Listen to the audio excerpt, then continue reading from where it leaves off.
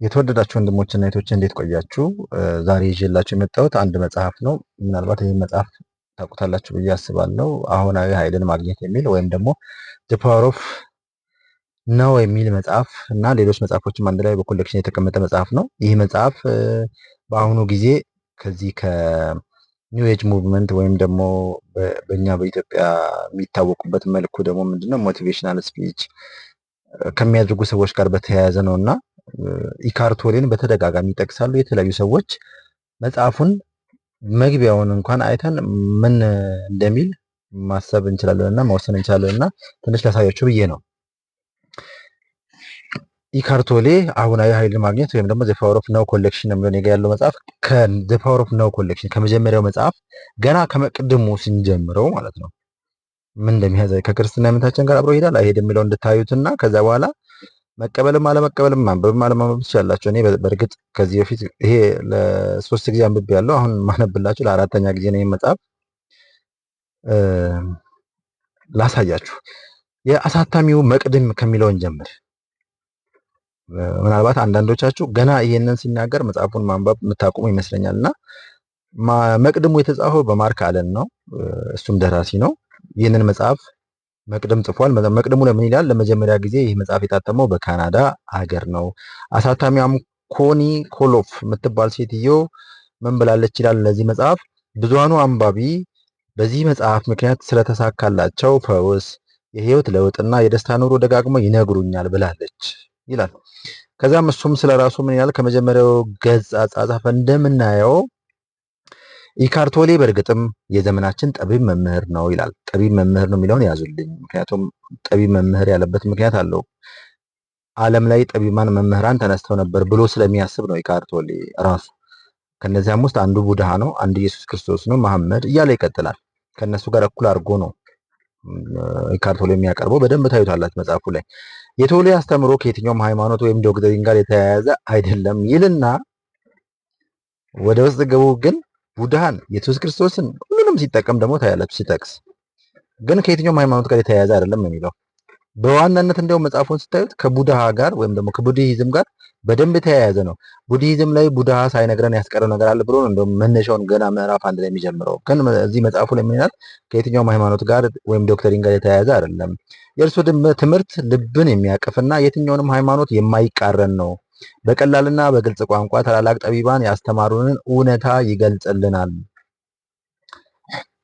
በቀላልና በግልጽ ቋንቋ ታላላቅ ጠቢባን ያስተማሩንን አለ። አሁን ደግሞ ከላይ ሃይማኖት ጋር አይገናኝም ብሎ ነበር። እነዚህ ታላላቅ የተባሉ ሰዎች አሁንም ልብ በሉ ኢየሱስ ክርስቶስን፣ ቡድሃ፣ የእስልምናን መስራች መሐመድን፣ ሌሎችንም ይመለከታል እና እውነት መንገድና ብርሃን ውስጣችን እንዳለም ያሳየናል። ኢካርት ቶሌ ነው የሚለን እውነት መንገድና ብርሃን ውስጣችን አለ ብሎ ኢካርት ቶሌ ያስተምራል።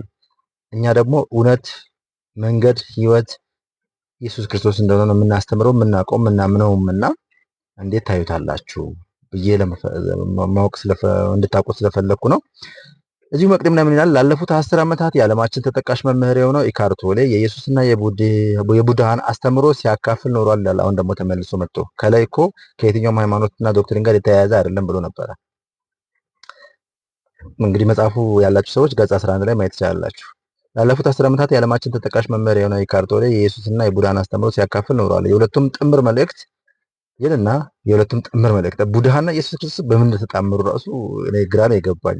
ቡድሃ ከሞት በኋላ ህይወት አለ፣ ግን ያለውም ህይወት እዚህ ሳይክል ውስጥ ገብተን ተመልሰን ወይ እንስሳ ወይም ሰው ወይም የሆነ ነገር ይሁን ተመልሰን እንወለዳለን። ተመልሰን ስንወለድ ነው ስንሽከረከር ነው የምንኖረው። ከዚያ እንደውም ለመውጣት ዘዴዎችን ነበር ያስተማረን ቡድሃ።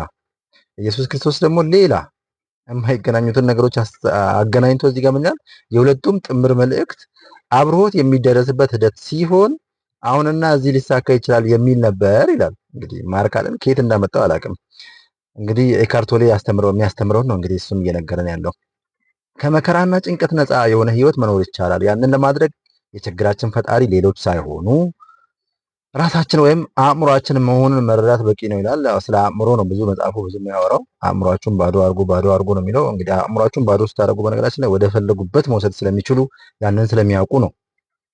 እና ያንን ለማድረግ የችግራችን ፈጣሪ ሌሎች ሳይሆኑ ራሳችን ወይም የአእምሯችን መሆኑን መረዳት በቂ ነው። የስቃያችን መንስኤ የአእምሯችን ሀሳቦች ስላለፈው ማሰብና ስለ መጪው መጨነቅ ናቸው ብሎ ያሳምናቸዋል። ከዚያ ምን ይላል? ሁለተኛው አንቀጽ ላይ ገጽ 11 ኤካርት በተደጋጋሚ ከፍጥረታችን ወይም አውር ቢንግ ጋር ሊያገናኘን ጥሯል። አውር ቢንግ ምን እንደሆነ መጽሐፍ እዚህ መጽሐፍ ውስጥ ገብታችሁ ስታነቡት ደግሞ ማለት ነው መጽሐፉን ትጥሉታላችሁ። ካሁኑ ከሚነግራቸው በሚቀጥለው ምዕራፍ አንድን ደግሞ ሳመጣላችሁ በደንብ ነግራችኋለሁ። ፍጥረት በኢካርት አገላለጽ የሚከተለው ትርጉም አለው ይላል። እንግዲህ የኢየሱስንና የቡድሃን አስተምሮ ሲያካፍል ኖሯል ነበር ያለው። አሁን ደግሞ ኢካርት ሌላ የራሱ አገላለጽ አለው። ፍጥረት ቢንግ ከውልደትና ሞት ባሻገር ያለ ዘላለማዊና የማያበቃ አንድ ህይወት ወይም ዋን ላይፍ ማለት ነው።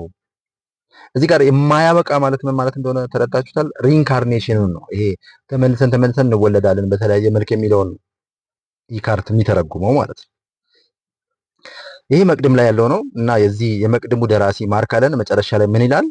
እኔን ጨምሮ ብዙ ሰዎች ለህይወት ዘመን የሚያጠኑት መጽሐፍ ነው ይህ መጽሐፍ ይላል። እኔ ለህይወት ዘመኔ እማጠነው መጽሐፍ አይደለም። ለህይወት ዘመኔ የማጠነው መጽሐፍ ቅዱስ ነው፣ የእግዚአብሔር ቃል ነው። ያዳነኝ፣ ከብዙ ፈተና ከብዙ መከራ ያወጣኝ፣ ከጠላት እስራት ነፃ ያወጣኝን ኢየሱስ ክርስቶስን ቃሉን ነው ማነበውና እንግዲህ እናንተ ምን እንደምትሉ አላውቅም። ለህይወት ዘመናችሁ ታንብቡ አታንብቡ አይዶን ነው፣ ግን መምረጥ ትችላላችሁ፣ መምረጥ አለባችሁ። ገና ከመቅድሙ ይህንን ያሳያል።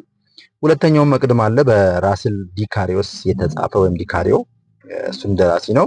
እሱኛው መቅድም በሚቀጥለው ፓርት ላይ አስቀምጥላቸዋለሁ። ለብዙ ወገኖቻችን እንዲደርሳቸው ኮፒ ሊንክ ሼር አድርጉላቸው። ዩቲዩብ ላይም እንድታዩት በሰፊው እናመጣለን። ተባረኩ።